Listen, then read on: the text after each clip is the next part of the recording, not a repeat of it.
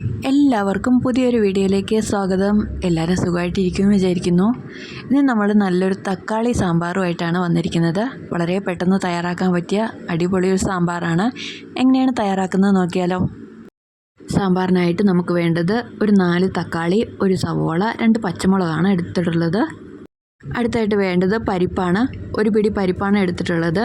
ഇനി അത് നല്ലപോലെ ഒന്ന് കഴുകി നമുക്ക് കുക്കറിലിട്ടൊന്ന് വേവിക്കാനായിട്ട് വെക്കണം. 1 ഗ്ലാസ് വെള്ളം ഒഴിച്ചാണ് പരിപ്പ് വേവിക്കാനായിട്ട് വെക്കുന്നത്. ഇനി അടുത്തായിട്ട് എടുത്തിരിക്കുന്ന തക്കാളിയെല്ലാം പാകത്തിനൊന്ന് മുറിച്ചുകൂടി എടുക്കണം. ഈ ഒരു സൈസിൽ ബാക്കിയുള്ള തക്കാളിയെല്ലാം ഒന്ന് മുറിച്ചെടുക്കാം.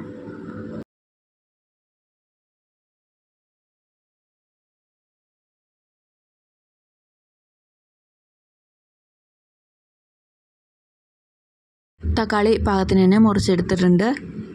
അടുത്തായിട്ട് പച്ചമുളകാണ് വേണ്ടത്. പച്ചമുളക് നടുവേ ഒന്ന് പൊളന്നതിന് ശേഷം നമുക്കെടുക്കാം.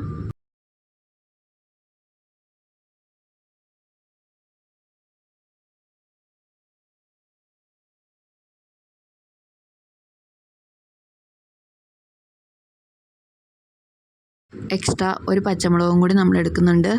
മുളക് കുറച്ച് കുറവാണെന്ന് തോന്നിയ കാരണം ഒരെണ്ണം കൂടി എടുത്തിട്ടുണ്ട്.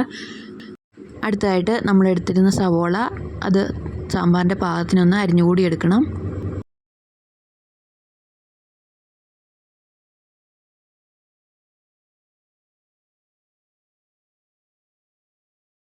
സവോളയും പാകത്തിന് തന്നെ മുറിച്ചെടുത്തിട്ടുണ്ട്.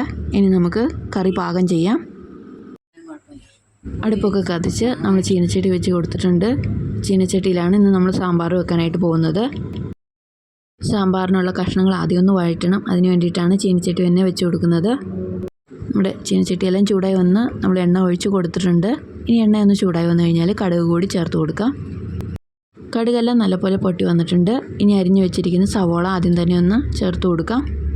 കുറച്ച് കറിവേപ്പിലയും കൂടി ചേർത്ത് കൊടുത്ത് നമുക്ക് ഈ സവോള ചെറുതായിട്ടൊന്ന് വഴറ്റണം. ഒരുപാട് വഴറ്റേണ്ട ആവശ്യമില്ല.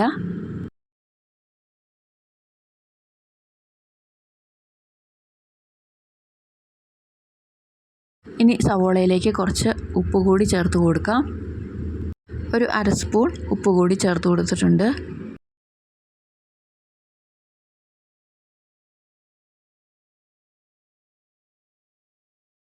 സവോള പാകത്തിന് തന്നെ നമ്മൾ വഴറ്റിയെടുത്തിട്ടുണ്ട്. ഇനി പച്ചമുളക് കൂടി ചേർത്ത് കൊടുക്കാം. മുളക് കൂടി നന്നായിട്ടൊന്ന് വഴറ്റിയെടുക്കാം.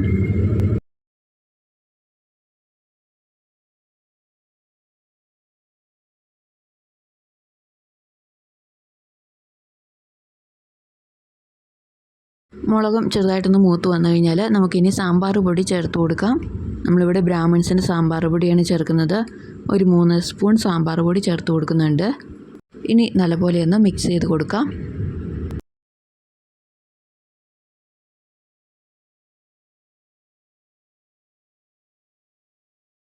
സാമ്പാർ പൊടി തന്നെ എല്ലാം ഉൾപ്പെട്ടിട്ടുണ്ട്. എന്നാൽ പോലും കുറച്ചുകൂടി കായം ചേർത്ത് കൊടുക്കുന്നുണ്ട്. കായം മാത്രമാണ് നമ്മൾ എക്സ്ട്രാ ചേർത്ത് കൊടുക്കുന്നുള്ളൂ. ഇനി നല്ലപോലെ ഒന്ന് മൂപ്പിച്ചെടുത്ത് കഴിഞ്ഞാൽ തന്നെ നമുക്ക് തക്കാളി കൂടി ചേർത്ത് കൊടുക്കണം.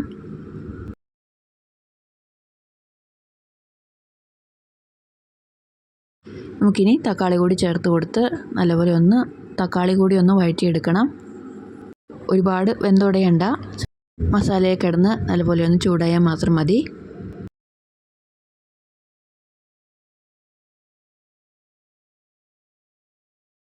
തക്കാളി കൂടി ചെറുതായിട്ട് ഒന്ന് മൂപ്പിച്ചെടുത്തിട്ടുണ്ട്. ഇനി നമുക്ക് പരിപ്പ്, നമ്മൾ വേവിക്കാൻ വെച്ചിരുന്ന പരിപ്പ് നല്ലപോലെ വെന്ത് കിട്ടിയിട്ടുണ്ട്.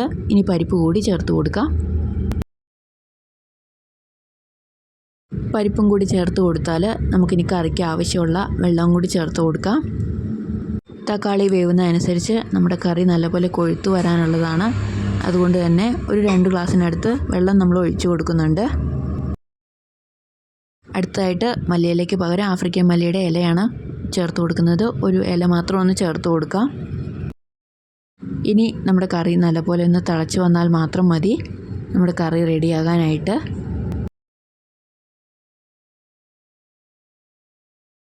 കറിക്ക് കുറച്ചുകൂടി വെള്ളം ചേർത്ത് കൊടുക്കുന്നുണ്ട്. കറി തിളയ്ക്കുന്നതിന് മുമ്പ് തന്നെ നമ്മൾ വെള്ളം പാകത്തിന് ചേർത്ത് കൊടുക്കണം. തിളച്ച് കഴിഞ്ഞ് വെള്ളം ചേർത്ത് കഴിഞ്ഞാൽ കറിയുടെ ടേസ്റ്റ് എല്ലാം പോകും.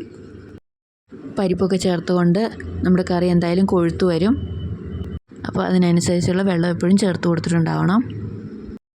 നമ്മുടെ കറി നല്ലപോലെ ഒന്ന് തിളച്ച് വന്നിട്ടുണ്ട്. എന്നാലും കഷ്ണമെല്ലാം നല്ലപോലെ ഒന്ന് വേവാൻ കൂടിയുണ്ട്. വീണ്ടും നമുക്ക് അടച്ചു വെച്ചൊന്ന് തിളപ്പിച്ചെടുക്കണം. പാകത്തിന് ഉപ്പൊക്കെ നമുക്കിനി നോക്കാവുന്നതാണ്. ആവശ്യത്തിന് ഉപ്പ് ആദ്യം ഒന്ന് ഇട്ട് കൊടുത്തതാണ്. എന്നാലും തക്കാളിയൊക്കെ ഇട്ട് വെച്ചതുകൊണ്ട് പുളി ഇറങ്ങുന്നതനുസരിച്ച് വീണ്ടും ഉപ്പിൻ്റെ അളവ് കുറയും. അതുകൊണ്ട് വീണ്ടും ഒന്ന് ഉപ്പുണ്ടോ എന്ന് നോക്കിയതിന് ശേഷം ചേർത്ത് കൊടുക്കാം. നമ്മുടെ കറി അങ്ങനെ റെഡി ആയിട്ടുണ്ട്. വളരെ ഈസിയാണ് തയ്യാറാക്കാനായിട്ട്. പെട്ടെന്ന് തന്നെ തയ്യാറാക്കാം. എല്ലാവരും ഒന്ന് ട്രൈ ചെയ്ത് നോക്കുക. പുതിയൊരു വീഡിയോ ആയിട്ട് അടുത്ത ദിവസം കാണാം. അതുവരെയും ബൈ.